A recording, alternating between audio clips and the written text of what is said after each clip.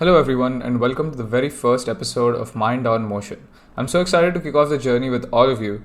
Today, we're going to be diving deep into a topic that shapes so much of modern India, which is the economic policies under Pandit Jawaharlal Nehru. We'll be talking about why these changes happened and how they've impacted the economy that we know today. So, let's start from the beginning. Just after independence, India faced massive challenges. Poverty was widespread, infrastructure was almost non-existent, and healthcare and industry were very underdeveloped. Most of India's economy was based on agriculture, and we had limited ability to produce goods on our own at a very large scale. Nehruji believed that a strong public sector and government-led planning were the keys to fixing these problems. Inspired by the Soviet model, where the government controlled major industries, he hoped India could achieve similar growth. Nehruji was always inspired by socialist ideas and the Soviet Union's approach to state-led development. This means he wanted the government, rather than private companies, to control the key parts of India's economy. Why, you ask?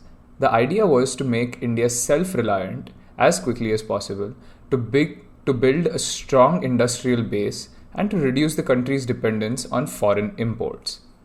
This was done through a system called the License Raj, which put heavy regulations on businesses and by emphasizing large public sector industries. Nehruji had to navigate the tricky balance of keeping friendly relations with both the West and the Soviet Union under his regime, especially during the Cold War when the world was split into two big power blocks. The balance was crucial for India to stay independent in its decision while building a robust industrial base at home.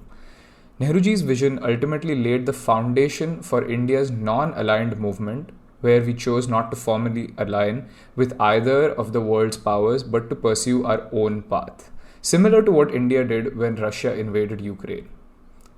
Now, let's break down some of the key elements of this framework and the impact it had on India's economy.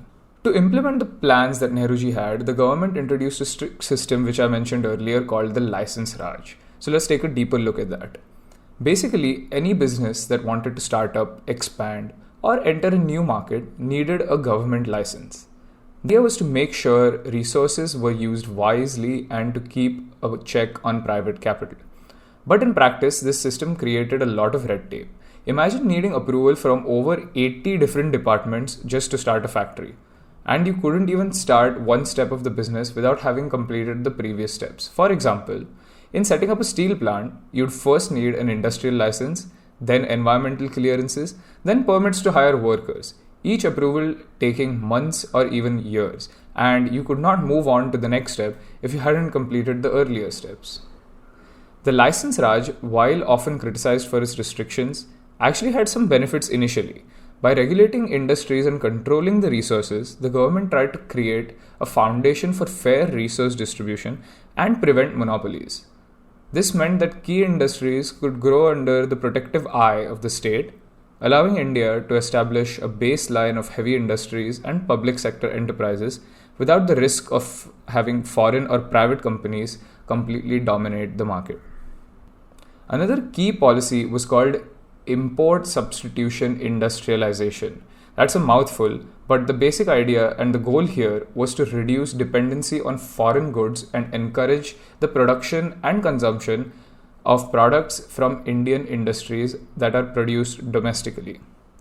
To protect local businesses, the government placed high taxes on imported goods known as tariffs and set quotas to limit how much of a particular foreign product could be imported into our country. To give you an example of how the government still does this today is if you take an example of the iPhone 15 Pro, which was the flagship Apple phone from last year, the retail price for the 15 Pro was 1,34,000 rupees because majority of the phones that were being sold in India were actually made outside India. And if we fast forward to this year when Apple launched the 16 Pro, which was in fact made in India, the prices for that phone, although it was 1 year later, were significantly cheaper at 1,19,000. And that was because the tariffs that were levied on iPhone 16 were lower because of the fact that it was still made in India. Back in Nehruji's time, the government also imposed import quotas, which limited the amount of certain products that could enter the country. Only a few companies, mainly state owned, got licenses to import goods, and even then, they often struggled with foreign currency restrictions, making it hard to buy goods from abroad. By the late 1980s, the limitations of the model were becoming very clear. ISI, or the import substitution industrialization policies, had helped build an industrial base, but they also led to a lot of inefficiencies and created a rather stagnant economy in that period. The country faced a balance of payment crisis, meaning we struggled to pay for essential imports in this time.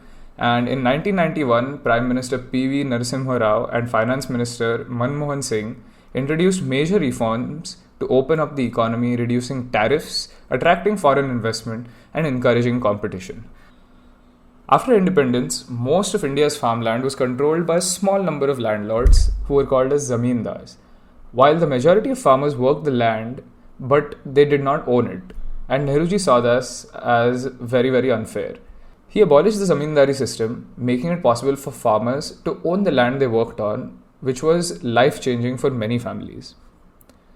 To ensure fair distribution as well, he introduced land ceiling laws which set limits on how much land one person could own.